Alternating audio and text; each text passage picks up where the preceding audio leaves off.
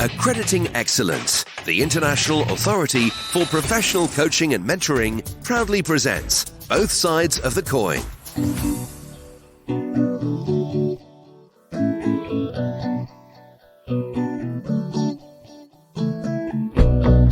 In an ever-changing business landscape where good is no longer good enough, there's a huge pressure on companies to deliver world-class products and service. To stay ahead, today's leaders at all levels of an organisation find they must do all they can to develop high-performing workforces who deliver on these challenges. And that's where coaching has proved to be vital. Today, we get some top tips on corporate and leadership coaching. Welcome to Both Sides of the Coin, a podcast produced by the IAPC&M. We're a leading accreditation body, and our aim is to increase public confidence and to raise industry standards by enforcing a rigorous accreditation process that ensures the quality of professional coaches and mentors. The podcast is aptly named Both Sides of the Coin because we talk to both a coach or mentor and one of their clients to explore both sides of the coaching mentoring intervention. What works and what doesn't. As the proverb says, iron sharpens iron. Before we get started, let me introduce myself. I'm Jenny Butter, your host and an accredited master coach, and I've been coaching for 10 years, mainly in the area of career transition and life coaching.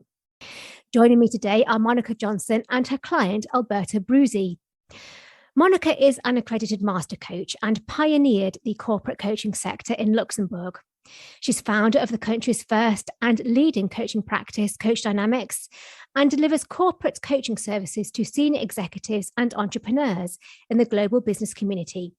And Monica is the author of a recently published book called the Complete Corporate Coaching Toolkit, the Quintessential Guide for 21st Century Business Coaches and Leaders. Her client, Alberta Brusi, has been country head for Citibank Luxembourg since June 2015. She's a senior banking executive with over 20 years of international experience in the financial sector. Welcome, both of you. I'm going to start with Monica and then flip over the coin and speak to Alberta. Monica, tell me about yourself. So firstly, thank you, Jenny. It is such a pleasure to join you and your listeners today. So about myself, I am half Swedish, half Peruvian. I grew up in Sweden, but in a very much an international environment, as the schools that I attended were really with kids from all around the world. And I thrived in this multicultural setting. And so I decided early on that I wanted to live and work abroad. I started working in the telecom sector, where I remained throughout my corporate career. And having sights to work internationally, I was fortunate to quickly get an opportunity to move to Hong Kong, where I lived and worked for 6 years, probably the best years of my life. And this was Hong Kong before the 1997 handover. In 1996, still in Hong Kong, I was offered a job in Luxembourg. Luxembourg is a small and highly multicultural country in the heart of Europe, and that has since become my home. During my corporate telecom career, I had a variety of different roles, including strategic consulting, supplier management, sales, service development, making me very much a generalist, something that turned out to serve me extremely well when I decided to change direction and become an executive corporate coach in 2003. As a coach, my vision from the outset until today really has been or is to do my part to contribute to a workplace that is kinder, that is more human, and above all inclusive.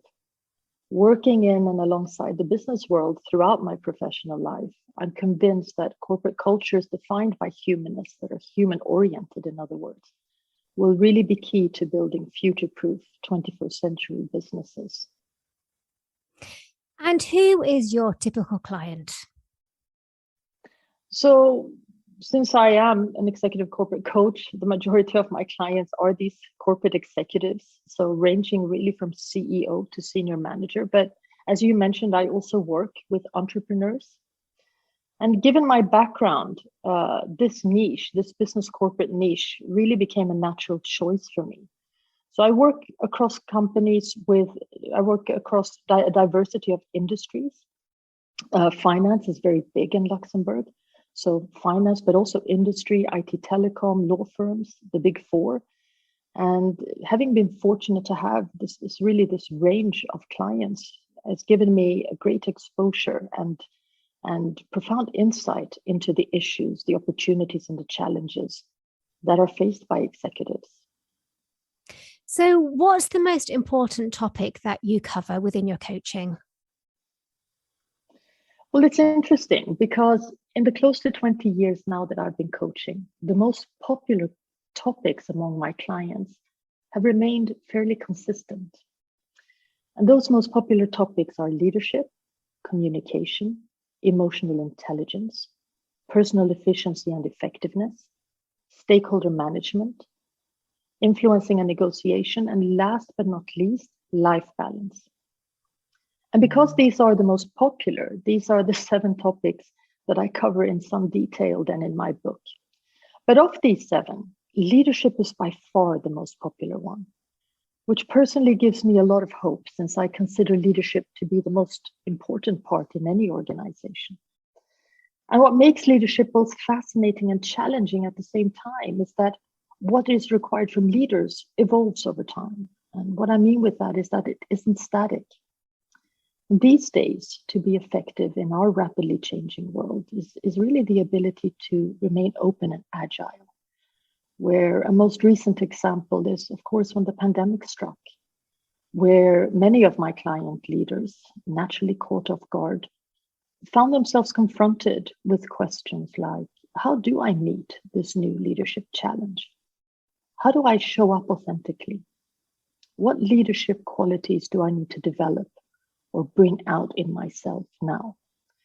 And so in general, with change being the new constant, there is a lot for leaders to consider. And I think that's why it has become just such an important topic. And in your book, you split it into sections, don't you, to help both leaders and coaches address those topics. Can you just give me an insight into that, please, about what that looks like for either a coach or a leader to help themselves? Yeah. So this was actually a little bit challenging, and it took me a while to wrap my mind around how I was going to be able to address both of these audiences at the same time. So the book is, like you rightly say, it's for professional coaches who want to be or who are active in the corporate world and are looking really for a toolbox to be more effective in their coaching. But also for those executives or business leaders who may not have access to a coach or may want to self-coach. This book is also geared towards them, split across these 7 topics to be able to use the tools to self-coach. So the tools are very much based on questions and to really prompt that profound reflection and to be able to look at things from different perspectives to find answers and solutions. Thank you. So what's the most important thing that you draw attention to yourself when coaching leaders to enhance their leadership skills? So I find when we talk about soft skills like leadership, trust, empathy, I find that people frequently use these words without really considering the meaning behind those words. And therefore, one of the first questions I ask clients who want to enhance their leadership skills is, what does leadership mean to you? Now, this may seem like a simple question, but it really triggers profound and useful reflection, which is a good starting point in supporting clients to become more self-aware about themselves in their leadership role and what kind of leader they want to be. You know, what do they want to be known for? How do they want others to speak about them? And I'm finding still 20 years on that these are questions that people rarely ask themselves. A cornerstone in coaching is to support clients to increase their self-awareness. And leadership coaching is naturally also very much centered around that. Why do you think that these soft skills have been missing in the past? Yeah, I think that's a really good question. I think, because I'm a real avid sort of reader of coaching books. And certainly when I was starting out, buying a lot of books, really searching for tools for the corporate world to really give context around these soft skills. Because while soft skills are intellectually easy to understand, actually integrating them into our behavior to improve our proficiency is often trickier. Coaches frequently find it challenging to know where to start, for example. And so it became clear to me early on that there was a lack of tools providing adequate context to make these abstract soft topics more real, because it was more challenging than necessary for clients to make good and lasting progress without some kind of tool or context. So because I wasn't able to find what I was looking for, I decided to create tools myself. So over all these 20 years, this then has developed into a comprehensive corporate toolkit that has proved to be a great companion to the coaching conversation, in that it supports clients to really turn their understanding into meaningful actions and accelerate their progress. These tools are giving that context and content to begin to be able to find that place of where to start. And what's really great is that the tools have proven now to also provide a lasting support that goes well beyond the coaching conversations, as clients frequently tell me years after the coaching has ended how they've kept and still use the tools. So that's a great feeling, really. That's super. Thank you, Monica. My final question for you is, what's the most powerful question that we as coaches can ask a leader? So if we're coaching in the business world and in the corporate world, I think it's important to understand and remember that every organization, its people, its culture, ambition, strategy, and vision are unique. And that change truly is the new constant. And for this reason, I find that one of the most powerful things you can do as a corporate coach is to encourage leaders to embrace a situational leadership approach.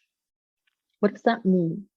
Well, that means to encourage them to take a step back and to view things from a multitude of perspectives, and to regularly reflect on the question, given the current situation or opportunity or challenge, what is required from me now as leader? A really powerful question. Thank you so much. I'm going to flip over the coin now and speak to Alberta. Alberta, tell me about yourself. Good afternoon, Jenny. I just want to echo Monica's sentiment. I'm delighted to be here with you and Monica and with your listeners.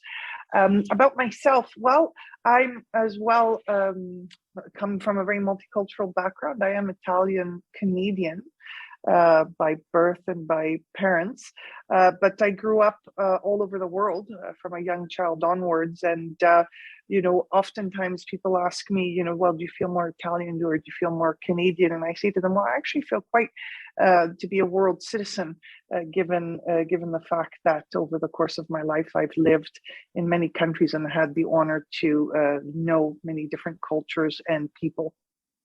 And you're currently country head for Citibank in Luxembourg. Why did you decide to implement an executive coaching program in your firm? No, that's an outstanding question, Jenny.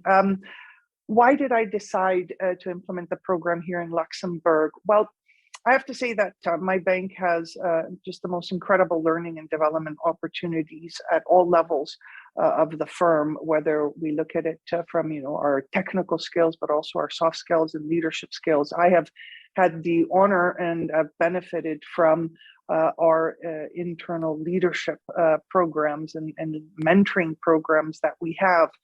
If I look at it from a country perspective, and notwithstanding the incredible offerings that we have in the bank, I felt that there was a gap here for my more senior leaders within the franchise in regards to targeting really their needs, their leadership and soft skill development needs from a coaching perspective, as opposed to whether it would be from a mentoring perspective or others. And so I felt there was a gap there, and that would greatly benefit them personally, but of course professionally, in furthering their development within the firm.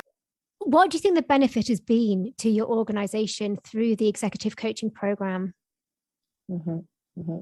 Well, I have to say, I also have, had feedback from, my colleagues who have gone through the executive coaching program in these years. And, the feedback has just been outstanding from the persons. There has been a tremendous sense of, gratitude, recognition of the investment the bank is making in them and making in them as persons and as leaders. And that, that has been extremely gratifying for me, because it really has been put there for their benefit and for their growth from my perspective as country head. The benefit has been to see, the results of the executive coaching program as persons have come out of it, in regards to a greater sense of, to what Monica was saying earlier, to a greater sense of purpose in their leadership roles, a greater clarity in regards to how they define themselves as leader, and then how they, act on that definition of leadership. It has, opened up further opportunities for the persons who have gone through the coaching program, and really help them understand where it is that they are today within the firm, but also where they want to go tomorrow. And not in terms of just simply, a very linear career progression, but in the value that they bring and that they generate to their teams, to the country, to the bank, and how that can be further, can be even further, increased. That's super. And looking at individual employees, have you got a case study example that you're happy to share with me about how it's impacted and improved somebody's life within the workplace? Oh no, I have many examples. I have to say that the coaching program has been very successful, and I wouldn't cite one example, Jenny. I know that you're asking for a case study, but I would say that, what overall has been, coming out of the coaching program is persons who, either have, achieved that significant promotion that they had been going for, because exactly they have, understood better, what stakeholder management means, how that, absolutely is implemented, what their own personal brand is and how they develop that,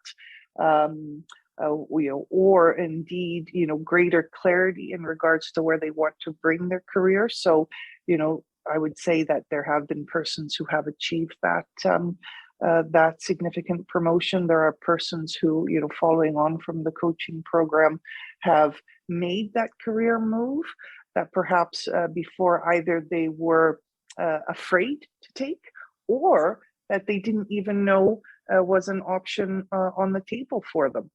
So that has been the experience. And there's some others as well who, have, are very much in the positions that they hold, and very happy to be there, but having a greater sense of fulfillment and a greater sense of purpose. Thank you. And Alberta, both sides of the coin is one of the reasons that we set it up is for us as coaches to learn from clients like yourself best practices. So based on your experience of working with Monica, what would you like to say to other corporate coaches which you think is important or useful for them to know when they're working in an environment such as yours? No, absolutely. Happy to share. I think that there's two fundamental points that I'd like to make. The first is, it is very much a partnership. So it's very much a partnership in working together in regards to partnership in achieving the goals and the objectives that, the CEO sets. And that is very much, in a partnership. And there is also that ongoing discussion in that partnership, that the discussion, the feedback, the challenge on both sides of that relationship in regards to making sure that, you know, we are on track and we are aligned in regards to what we're trying to achieve here. I think that's the first really important and critical point. And the other, I would say, and this is based on my personal experiences, you know, really the tone does come from the top. You know, that vision and that inspiration does come from the top. And so it's absolutely critical that, you know, you have access to, you have that relationship with, and with, right, the most senior levels of the organization. What a great discussion. Thank you so much, Monica and Alberta. And Monica Jonsson's book is called The Complete Corporate Coaching Toolkit, the Quintessential Guide for 21st Century Business Coaches and Leaders. And it can be purchased at Amazon. Personally, I've got a copy and I think it is fantastic. We're confident that anyone who attains an international authority for professional coaching and mentoring accreditation will be amongst the very best that the profession has to offer. So if you're someone who's interested in having some coaching or mentoring and want to find an accredited coach, mentor, or training provider, or if you're a professional who's interested in becoming accredited, then please go to our website, coach-accreditation.services. And finally, if there's a topic that you would like me to cover on future episodes of Both Sides of the Coin, then I would love to hear from you. My email, jenny.podcast@coach-accreditation.services. Bye for now.